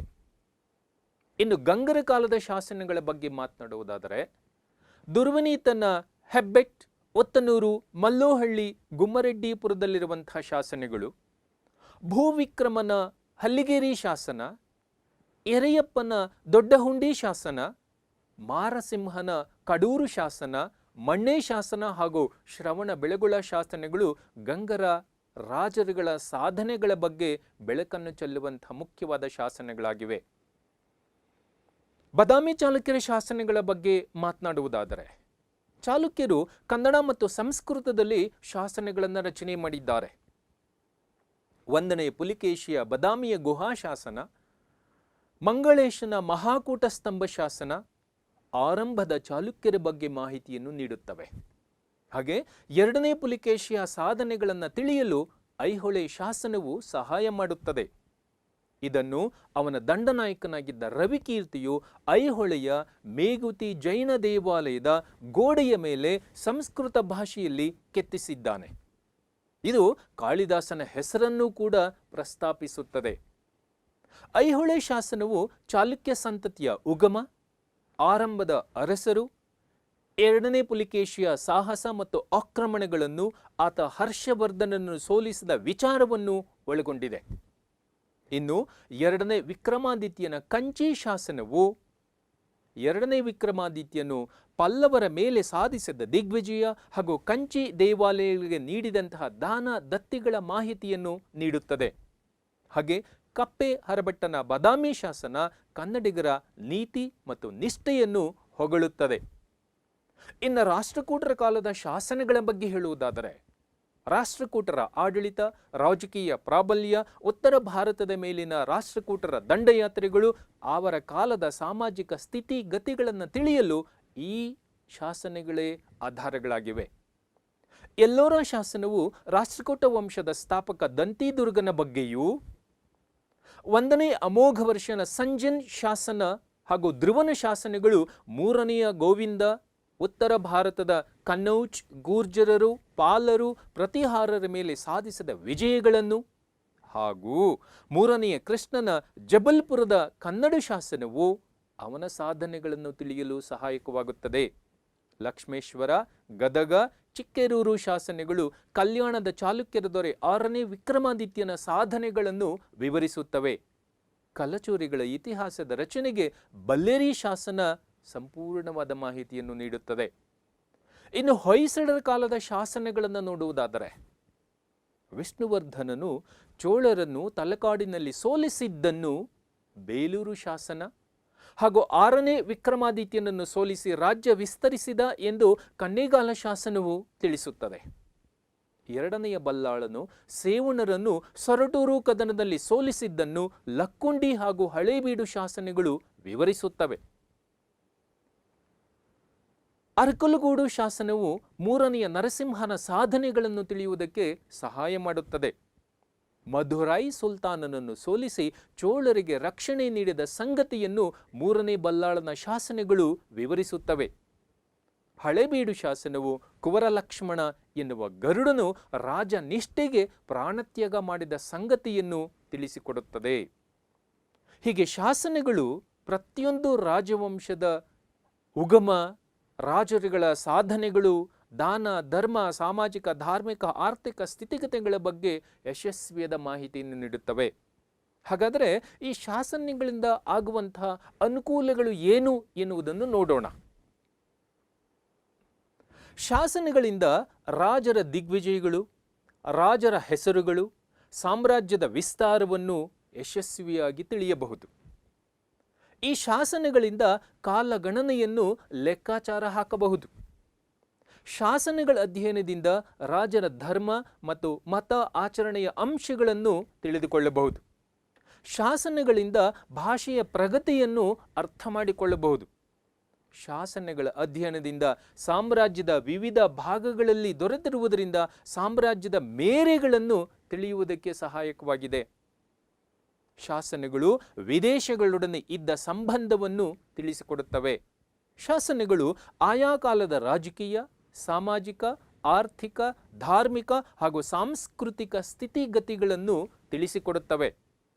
ರಾಜಸಂತತಿಗಳ ವಂಶಾನುಕ್ರಮಣಿಕೆಯನ್ನು, ರಾಜಾಜ್ಞೆಗಳನ್ನು ತಿಳಿಯಲು ಶಾಸನಗಳು ಸಹಾಯ ಮಾಡುತ್ತವೆ.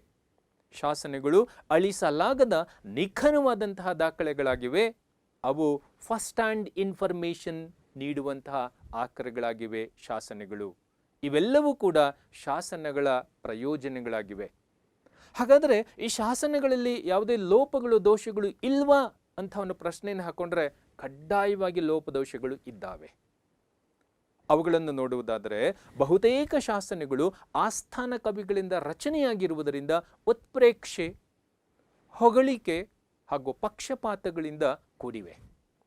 ಕೆಲವು ಶಾಸನಗಳು ಅಳಿಸಿ ಹೋಗಿವೆ. ಕೆಲವು ಶಾಸನಗಳ ಭಾಷೆಯನ್ನು ಓದುವುದು ಬಹಳ ಕಷ್ಟವಾಗಿದೆ. ಕೆಲವು ಶಾಸನಗಳನ್ನು ಮೂಲ ಸ್ಥಳಗಳಿಂದ ಬೇರೆ ಕಡೆಗೆ ವರ್ಗಾಯಿಸಲಾಗಿದೆ. ಹಾಗಾಗಿ ಅದರ ಅಧ್ಯಯನ ತೊಡಕಾಗಿದೆ. ಶಾಸನಗಳಲ್ಲಿ ಪೂರ್ಣ ಪಾಠಗಳು ಲಭ್ಯ ಇಲ್ಲದೇ ಇರುವುದು ಕೂಡ ಮತ್ತೊಂದು ದೋಷ. ಹಾಗಾಗಿ ನಾವು ಶಾಸನಗಳನ್ನು ಇತರೆ ಮೂಲ ಆಧಾರಗಳೊಂದಿಗೆ ತಾಳೆ ಹಾಕಿ ಯಥೋಚಿತವಾಗಿ ಅರ್ಥೈಸಿದಲ್ಲಿ ಮಾತ್ರ ಈ ಶಾಸನಗಳು ಹೆಚ್ಚಿನ ಉಪಯುಕ್ತವನ್ನು ನೀಡಬಲ್ಲವೇ ಹೊರತು ಇಲ್ಲಾಂದರೆ ಇವುಗಳ ಅಧ್ಯಯನ ತಪ್ಪುದಾರಿಗೆ ಎಳೆಯುವುದಕ್ಕೂ ಕೂಡ ಸಾಧ್ಯತೆ ಇರುತ್ತದೆ. ಇನ್ನು ಇತಿಹಾಸದ ರಚನೆಯಲ್ಲಿ ಸಹಾಯ ಮಾಡುವಂತಹ ಮತ್ತೊಂದು ರೀತಿಯ ಆಕಾರಗಳು ನಾಣ್ಯಗಳು. ಆ ನಾಣ್ಯಗಳ ಬಗ್ಗೆ ನೋಡೋಣ. ಇತಿಹಾಸದ ರಚನೆಯ ದಾಸರು ಎಂದು ಕರೆಯಲ್ಪಡುವಂತಹ ನಾಣ್ಯಗಳು ಶಾಸನಗಳಷ್ಟೇ ಮೌಲ್ಯಯುತವಾಗಿವೆ. ನಾಣ್ಯಗಳ ಅಧ್ಯಯನವನ್ನು ನ್ಯೂಮಿಸ್ಮ್ಯಾಟಿಕ್ಸ್ ಎಂದು ಕರೆಯುತ್ತಾರೆ. ರಾಜರುಗಳು ನಾಣ್ಯಗಳನ್ನು ಚಿನ್ನ, ಬೆಳ್ಳಿ, ತಾಮ್ರ ಮತ್ತು ಸೀಸದ ಲೋಹಗಳನ್ನು ಬಳಸಿ ಮುದ್ರೆ ಹಾಕಿಸಿದರು, ಟಂಕಿಸಿದರು. ನಾಣ್ಯಗಳನ್ನು ಪಣ, ಸುವರ್ಣ, ಧರಣ, ಗದ್ಯಾಣ, ಹೊನ್ನು, ಪಗೋಡ, ಜಿತಾಲ್, ಹಗ, ಹಣ, ವೀಸ, ಅರವೀಸ ಎನ್ನುವ ಬೇರೆ ಬೇರೆ ಹೆಸರುಗಳಿಂದ ಕರೆದಿದ್ದಾರೆ. ಇತ್ತೀಚೆಗೆ 200 ರೋಮನ್ ನಾಣ್ಯಗಳು ಬೆಂಗಳೂರಿನಲ್ಲಿ ಲಭ್ಯವಾಗಿವೆ. ಇವು ಅಗಸ್ಟಸ್ ಸೀಸರ್ನ ಕಾಲಕ್ಕೆ ಸೇರಿದವು ಎಂದು ಹೇಳಿ ಆ ಕಾಲದಿಂದಲೇ ಕರ್ನಾಟಕ ಮತ್ತು ರೋಮ್ ಸಾಮ್ರಾಜ್ಯದೊಂದಿಗೆ ವ್ಯಾಪಾರ ಸಂಬಂಧ ಇತ್ತು ಎನ್ನುವುದನ್ನು ಈ ನಾಣ್ಯಗಳು ಸ್ಪಷ್ಟಪಡಿಸುತ್ತವೆ. ಚಂದ್ರವಳ್ಳಿಯ ಸಂಶೋಧನೆಯಲ್ಲಿ ಚೀನಾದ ನಾಣ್ಯವೊಂದು ಲಭ್ಯವಾಗಿದೆ. ರೋಮನ್ ಮಾದರಿಯ ನಾಣ್ಯಗಳು ತಲಕಾಡು, ಅರಿಕಮೇಡು, ಯಶವಂತಪುರ ಹಾಗೂ ವಿಂಧ್ಯ ಪ್ರದೇಶದಲ್ಲಿ ದೊರೆತಿವೆ. ರೋಮನ್ನರ ಚಿನ್ನ ಮತ್ತು ಬೆಳ್ಳಿಯ ನಾಣ್ಯಗಳಿಂದ ಕರ್ನಾಟಕವು ರೋಮ್ ಸಾಮ್ರಾಜ್ಯದೊಂದಿಗೆ ಹೊಂದಿದ್ದಂತಹ ವ್ಯಾಪಾರ ಸಂಬಂಧ ಯಶಸ್ವಿಯಾಗಿ ತಿಳಿಸುತ್ತವೆ. ಹಾಗೆ ಶಾತವಾಹನರು ಸೀಸದ ನಾಣ್ಯಗಳನ್ನು ಚಲಾವಣೆಗೆ ತಂದಿದ್ದರು. ಶಾತವಾಹನರ ನಾಣ್ಯಗಳ ಮೇಲೆ ರಾಜರ ಹೆಸರುಗಳನ್ನು, ಅದರ ಪ್ರಶಸ್ತಿಗಳನ್ನು ಕೆತ್ತಲಾಗಿದೆ. ಅವರ ನಾಣ್ಯದ ಮೇಲೆ ಹಡಗಿನ ಗುರುತು ಇದೆ. ಈ ಹಡಗಿನ ಗುರುತು ಸಮುದ್ರ ವ್ಯಾಪಾರವನ್ನು ಸೂಚಿಸುತ್ತದೆ. ದಕ್ಷಿಣ ಭಾರತದ ರಾಜಸಂತತಿಗಳು ವಿಶೇಷವಾಗಿ ಚಿನ್ನದ ನಾಣ್ಯಗಳನ್ನು ಟಂಕಿಸಿದವು. ಮೊದಲು ಪಂಚ್ ಮಾರ್ಕಿನ ನಾಣ್ಯಗಳನ್ನು ಟಂಕಿಸಿದ್ದರು. ಕದಂಬರು ಪದ್ಮಟಂಕ ಎನ್ನುವ ಚಿನ್ನದ ನಾಣ್ಯಗಳನ್ನು ಮುದ್ರಿಸಿದ್ದರು. ಗಂಗರ ನಾಣ್ಯದ ಮೇಲೆ ಗಜಲಾಂಛನವನ್ನು ಕಾಣಬಹುದಾಗಿದೆ. ಹೊಯ್ಸಳರು ಸಹ ಚಿನ್ನದ ನಾಣ್ಯಗಳನ್ನು ಮುದ್ರಿಸಿದರು. ವಿಷ್ಣುವರ್ಧನನ ನಾಣ್ಯಗಳ ಮೇಲೆ ಅವನ ಬಿರುದುಗಳಾದ ಕಂಚಿಗೊಂಡ, ಮಲಪರೆಯೊಳಗೊಂಡ, ತಲಕಾಡುಗೊಂಡ ಮುಂತಾದವುಗಳನ್ನು ಕಾಣಬಹುದಾಗಿದೆ.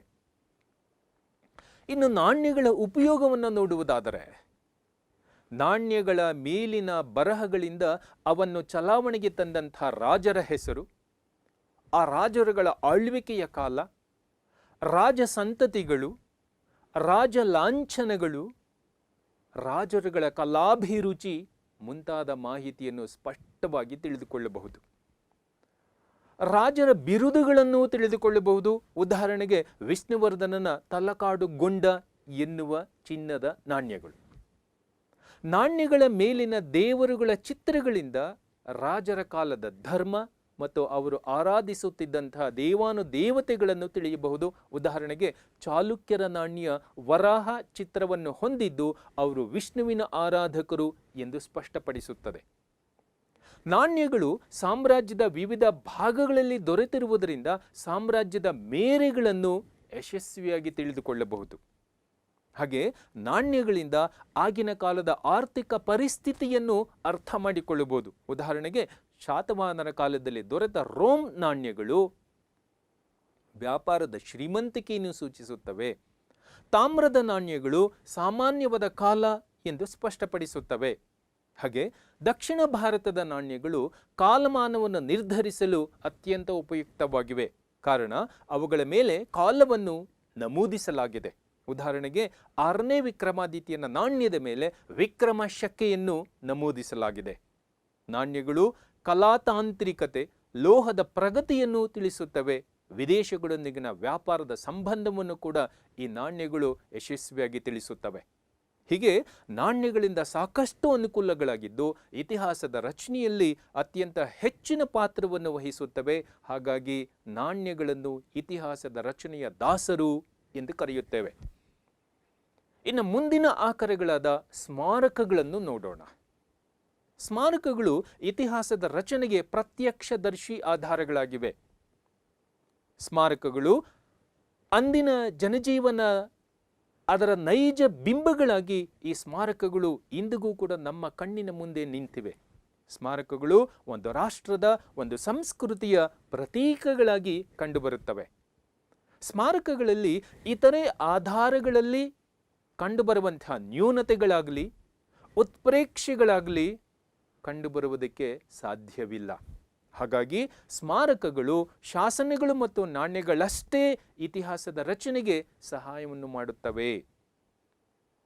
ಅಂತಹ ಸ್ಮಾರಕಗಳು ಯಾವುದು ಅಂತಂದರೆ ದೇವಾಲಯಗಳು, ಅರಮನೆಗಳು, ಸ್ತೂಪಗಳು, ಗುಹೆಗಳು, ಬಸದಿಗಳು, ಕೋಟೆಗಳು, ಗೋರಿಗಳು, ಮಸೀದಿಗಳು, ಚರ್ಚುಗಳು, ಚಿತ್ರಕಲೆ, ಮೂರ್ತಿಶಿಲ್ಪ ಇತ್ಯಾದಿ ಇತ್ಯಾದಿಗಳಾಗಿವೆ. ಈ ಸ್ಮಾರಕಗಳು ಆಯಾ ಕಾಲದ ಜನರ ವೇಷಭೂಷಣಗಳನ್ನು, ಉಡುಗೆ ತೊಡುಗೆಗಳನ್ನು, ರೂಢಿ ಪದ್ಧತಿ ಆಚರಣೆಗಳನ್ನು, ಆಧ್ಯಾತ್ಮಿಕತೆಯನ್ನು, ಶೃಂಗಾರ ಭಾವನೆಯನ್ನು, ಆರಾಧನೆಯನ್ನು, ಸಂಗೀತವನ್ನು, ನೃತ್ಯವನ್ನು, ಸಾಮಾಜಿಕ, ಧಾರ್ಮಿಕ ಹಾಗೂ ಆರ್ಥಿಕ ಸ್ಥಿತಿಗತಿಗಳನ್ನು ಯಶಸ್ವಿಯಾಗಿ ವಿವರಿಸುತ್ತವೆ ಈ ಎಲ್ಲ ಸ್ಮಾರಕಗಳು ನೈಜವಾಗಿ.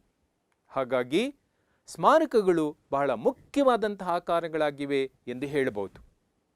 ಮುಂದೆ ಸಾತವಾಹನರು ಅಮರಾವತಿ, ನಾಗಾರ್ಜುನಕೊಂಡ, ಕಾರ್ಲೆ, ಅಜಂತ, ಕನ್ಹೇರಿ ಮುಂತಾದಂತಹ ಸ್ಥಳಗಳಲ್ಲಿ ಸ್ತೂಪಗಳನ್ನು, ವಿಹಾರಗಳನ್ನು ನಿರ್ಮಿಸಿದ್ದಾರೆ. ಅವರು ನಿರ್ಮಿಸಿದಂತಹ ಈ ಕಲಾಕೃತಿಗಳು ಬೌದ್ಧ ಧರ್ಮದ, ಹಿಂದೂ ಧರ್ಮದ ಪ್ರಾಬಲ್ಯತೆಯನ್ನು ತಿಳಿಯುವುದಕ್ಕೆ ಸಹಾಯಕವಾಗುತ್ತವೆ. ನಂತರ ಕದಂಬರು, ಗಂಗರು, ಚಾಲುಕ್ಯರು, ರಾಷ್ಟ್ರಕೂಟರು, ಹೊಯ್ಸಳರು, ವಿಜಯನಗರದ ಅರಸರು ನಮ್ಮ ನಾಡಿನ ಉದ್ದಕ್ಕೂ ಕೂಡ ಭವ್ಯವಾದಂತಹ ದೇವಾಲಯಗಳನ್ನು, ಕೋಟೆ ಕೊತ್ತಲಗಳನ್ನು ನಿರ್ಮಾಣ ಮಾಡಿದ್ದಾರೆ. ಗಂಗರು ಶ್ರವಣಬೆಳಗೊಳದಲ್ಲಿ ಜಗತ್ಪ್ರಸಿದ್ಧವಾದ ಏಕಶಿಲಾ ಗೊಮ್ಮಟೇಶ್ವರನ ವಿಗ್ರಹವನ್ನು ಕೊರೆಯಿಸಿದ್ದಾರೆ. ಬದಾಮಿ ಚಾಲುಕ್ಯರು ಬದಾಮಿಯ ಗುಹೆಗಳನ್ನು ಕೊರೆಯಿಸಿದ್ದಾರೆ. ಅವು ಶಿಲ್ಪಕಲೆ ಮತ್ತು ಚಿತ್ರಕಲೆಗೆ ಹೆಸರುವಾಸಿಯಾಗಿವೆ. ಪಟ್ಟದಕಲ್ಲು ಮತ್ತು ಐಹೊಳೆಯ ದೇವಾಲಯಗಳು ವೇಸರ ಶೈಲಿಯನ್ನು ವೈಭವೀಕರಿಸಿವೆ. ಅಜಂತಾದ ಗುಹೆಗಳಲ್ಲಿ ಬುದ್ಧನ ಜೀವನಕ್ಕೆ ಸಂಬಂಧಪಟ್ಟಂತಹ ಚಿತ್ರಕಲೆಯು ಕಂಡುಬರುತ್ತದೆ. ಹಾಗೆ ರಾಷ್ಟ್ರಕೂಟರು ಎಲ್ಲೋರ ಮತ್ತು ಅಜಂತಾಗಳಲ್ಲಿ ಗುಹಾಲಯಗಳನ್ನು, ದೇವಾಲಯಗಳನ್ನು ನಿರ್ಮಾಣ ಮಾಡಿದರು. ಎಲ್ಲೋರದ ಕೈಲಾಸನಾಥ ದೇವಾಲಯವು ಪ್ರಪಂಚದ ಮಹಾ ಅದ್ಭುತಗಳಲ್ಲಿ ಒಂದು ಎಂದು ಪರಿಗಣಿಸಲಾಗಿದೆ. ಬೇಲೂರು, ಹಳೇಬೀಡು, ಸೋಮನಾಥಪುರ, ತಲಕಾಡುಗಳಲ್ಲಿ ಹೊಯ್ಸಳರ ಕಾಲದ ಪ್ರಸಿದ್ಧ ದೇವಾಲಯಗಳಿವೆ. ಹೊಯ್ಸಳ ಶಿಲ್ಪಕಲೆಯಲ್ಲಿ ಸಮಕಾಲೀನ ನೃತ್ಯ, ಉಡುಗೆ ತೊಡುಗೆಗಳು, ಆಭರಣಗಳು, ಸಂಗೀತೋಪಕರಣಗಳು ಮುಂತಾದವುಗಳನ್ನು ಕಾಣಬಹುದಾಗಿದೆ. ಬೇಲೂರಿನ ಶಿಲಾಬಾಲಿಕೆಯರು ಅಂದಿನ ಶಿಲ್ಪಿಗಳ ಕೈಚಳಕ, ಭಕ್ತಿ, ತ್ಯಾಗ ಮತ್ತು ಧರ್ಮನಿಷ್ಠೆಗಳನ್ನು ಬಿಂಬಿಸುತ್ತವೆ ಈ ಬೇಲೂರಿನ ಶಿಲಾಬಾಲಿಕೆಯರು. ಹೀಗೆ ಈ ಸ್ಮಾರಕಗಳು ಇತಿಹಾಸದ ರಚನೆಗೆ ಇಷ್ಟೆಲ್ಲ ರೂಪದಲ್ಲಿ ಸಹಾಯವನ್ನು ಮಾಡುತ್ತವೆ. ಹಾಗಾಗಿ ಸ್ಮಾರಕಗಳು ಬಹಳ ಮುಖ್ಯವಾದಂತಹ ಆಕರಗಳು ಎಂದು ಒಪ್ಪಿಕೊಳ್ಳಬಹುದು. ಮುಂದೆ ಇತಿಹಾಸದ ರಚನೆಗೆ ಸಹಾಯ ಮಾಡುವಂತಹ ಮತ್ತೊಂದು ಆಧಾರಗಳು ಯಾವುದು ಅಂದರೆ ಕಡತಗಳು. ಕಪ್ಪು ಬಟ್ಟೆಯ ಮೇಲೆ ಬಿಳಿಯ ಬಣ್ಣದಲ್ಲಿ ಬರೆದ ದಾಖಲೆಗಳನ್ನು ಕಡತಗಳು ಎಂದು ಕರೆಯುತ್ತಾರೆ. ಈ ಕಡತಗಳು ಆಯಾ ಕಾಲದ ರಾಜಕೀಯ, ಆರ್ಥಿಕ, ಧಾರ್ಮಿಕ, ಸಾಮಾಜಿಕ ವ್ಯವಹಾರಗಳನ್ನು ತಿಳಿಯಲು ಕಡತಗಳು ಅದ್ಭುತವಾದಂತಹ ಸಹಾಯವನ್ನು ಮಾಡುತ್ತವೆ. ಕಡತಗಳು ಶೃಂಗೇರಿ, ಉಡುಪಿ, ಚಿತ್ರದುರ್ಗ, ಹೊಸಳ್ಳಿ ಮಠಗಳಲ್ಲಿ, ಮೈಸೂರಿನ ಅರಮನೆಯಲ್ಲಿ, ಹಾಗೆ ರಾಜ್ಯ ಪತ್ರಾಗಾರ ಇಲಾಖೆಯಲ್ಲಿ, ಸ್ಥಳೀಯ ಅಧಿಕಾರಿಗಳಾಗಿದ್ದ ಪಟೇಲ ಮತ್ತು ಶಾನುಭೋಗರ ಮನೆಗಳಲ್ಲಿ ದೊರೆತಿವೆ. ಇವತ್ತು ಕೂಡ ದೊರೆಯುತ್ತಾ ಇವೆ. ಇದರ ಬಗ್ಗೆ ಸಾಕಷ್ಟು ಸಂಶೋಧನೆಗಳು ನಡೆಯುತ್ತಲೇ ಇದ್ದಾವೆ. ಇನ್ನು ಇತಿಹಾಸದ ರಚನೆಗೆ ಸಹಾಯ ಮಾಡುವಂತಹ ಮತ್ತೆರಡು ಆಕಾರಗಳು ಯಾವುದು ಅಂದರೆ ಕೈಫಿಯತ್ಗಳು ಮತ್ತು ಬಖೈರುಗಳು. ಕೈಫಿಯತ್ಗಳು ರಾಜ್ಯ, ರಾಜಮನೆತನ, ಪಾಳೆಯಪಟ್ಟು, ಗ್ರಾಮ ಮತ್ತು ದೇವಾಲಯಗಳನ್ನು ಕುರಿತಾದ ಹೇಳಿಕೆಗಳನ್ನು ಹೊಂದಿವೆ. ಕೈಫಿಯತ್ಗಳು. ಕೈಫಿಯತ್ ಎಂಬುದು ಅರಾಬಿಕ್ ಪದ. ಕೈಫಿಯತ್ ಎಂದರೆ ಸ್ಪಷ್ಟವಾದ ಹೇಳಿಕೆಗಳು ಎಂದು ಅರ್ಥ. ಕೈಫಿಯತ್ಗಳು ಶಾನುಭೋಗರು, ಪಟೇಲರು, ಪುರೋಹಿತರಿಂದ ಬರೆಯಲ್ಪಟ್ಟವು. ಇವು 15ರಿಂದ 19ನೇ ಶತಮಾನಕ್ಕೆ ಸೇರಿದಂತಹ ಆಕರಗಳಾಗಿವೆ ಕೈಫಿಯತ್ತುಗಳು. ಈ ಕೈಫಿಯತ್ತುಗಳಲ್ಲಿ ಗುರು ಪರಂಪರೆ ಕೈಫಿಯತ್ತು, ಪಾಳೆ ಪಟ್ಟು ಕೈಫಿಯತ್ತು, ಗ್ರಾಮಾಂತರ ಕೈಫಿಯತ್ತು, ಜಾತಿ ಕೈಫಿಯತ್ತು ಎನ್ನುವಂತಹ ಬೇರೆ ಬೇರೆ ವಿಧಗಳು ಇದ್ದಾವೆ. ಒಟ್ಟಾರೆ ಆವತ್ತಿನ ಕಾಲದ ಸಾಮಾಜಿಕ, ಆರ್ಥಿಕ, ಧಾರ್ಮಿಕ ವಿಚಾರಗಳನ್ನು ತಿಳಿದುಕೊಳ್ಳುವಲ್ಲಿ ಈ ಕೈಫಿಯತ್ತುಗಳು ಕೂಡ ಸಹಾಯವನ್ನು ಮಾಡುತ್ತವೆ ಎಂದು ಸ್ಪಷ್ಟವಾಗಿ ಹೇಳ್ಬೋದು. ಇನ್ನು ಮುಂದೆ ಬಖೈರುಗಳು. ಬಖೈರ್ ಎಂದರೆ ರಾಜಾಜ್ಞೆಗಳು ಎಂದು ಅರ್ಥ. ಪಾಳೆಯಗಾರರು, ನೆರೆ ಹೊರೆಯ ರಾಜರು, ರಾಯಭಾರಿಗಳು ಮೊದಲಾದವರಿಗೆ ರಾಜರು ಕಳುಹಿಸಿ ಕೊಡುತ್ತಿದ್ದಂತಹ ಆಜ್ಞೆಗಳನ್ನೇ ಬಖೈರುಗಳು ಎಂದು ಕರೆಯಲಾಗಿದೆ. ಉದಾಹರಣೆಗೆ ರಾಮರಾಯನ ಬಖೈರ್.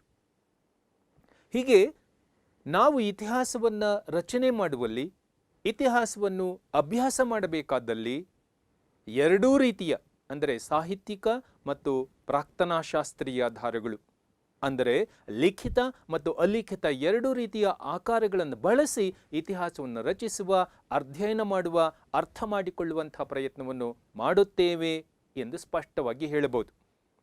ನನ್ನ ಪ್ರೀತಿಯ ವಿದ್ಯಾರ್ಥಿಗಳೇ, ಸ್ನೇಹಿತರೆ ಹಾಗೂ ಇತಿಹಾಸಕ್ತರೆ, ಆಧಾರಗಳು ಎನ್ನುವಂತಹ ಈ ಪುಟ್ಟದಾದಂಥ ಒಂದು ಪ್ರಶ್ನೆಯನ್ನು ಇಂದು ನಿಮ್ಮ ಮುಂದೆ ಇಟ್ಟಿದ್ದೇನೆ. ಈ ಪ್ರಶ್ನೆಗೆ ಸಂಬಂಧಪಟ್ಟ ಹಾಗೆ ಸಂಕ್ಷೇಪವಾಗಿ ಮಾಹಿತಿಯನ್ನು ನೀಡಿದ್ದೇನೆ, ವಿವರವಾದಂತಹ ಮಾಹಿತಿಯನ್ನು ನೀಡಿಲ್ಲ. ಈ ವಿಡಿಯೋವನ್ನು ಸಿದ್ಧಪಡಿಸಿರುವುದು ಪದವಿ ವಿದ್ಯಾರ್ಥಿಗಳ ಪರೀಕ್ಷೆಯ ದೃಷ್ಟಿಯಿಂದಾಗಿ. ಹಾಗಾಗಿ ಇಲ್ಲೇನಾದರೂ ಲೋಪದೋಷಗಳು ಕಂಡುಬಂದಲ್ಲಿ ಅಥವಾ ಹೆಚ್ಚಿನ ಮಾಹಿತಿ ಬೇಕಾಗಿದ್ದಲ್ಲಿ ನಾನು ಈಗ ಈ ಸ್ಲೈಡ್ನಲ್ಲಿ ನನ್ನ ಇಮೇಲ್ ವಿಳಾಸ ಮತ್ತು ಮೊಬೈಲ್ ಸಂಖ್ಯೆಯನ್ನು ಕೊಟ್ಟಿದ್ದೇನೆ. ದಯಮಾಡಿ ನಿಮಗೆ ಗೊಂದಲಗಳಿದ್ದರೆ ಇದಕ್ಕೆ ಕರೆ ಮಾಡಿ ಅಥವಾ ಒಂದು ಮಾಹಿತಿಯನ್ನು ಪಡೆದುಕೊಳ್ಳಿ, ಮೆಸೇಜನ್ನು ಹಾಕೋದ್ರ ಮೂಲಕ ಎಂದು ಹೇಳಿ ನಾನು ನಿಮ್ಮೆಲ್ಲರಿಗೂ ಕೂಡ ಶುಭವನ್ನು ಹಾರೈಸುತ್ತಿದ್ದೇನೆ. ಎಲ್ಲರಿಗೂ ಕೂಡ ಒಳ್ಳೆಯದಾಗಲಿ. Thank you one and all.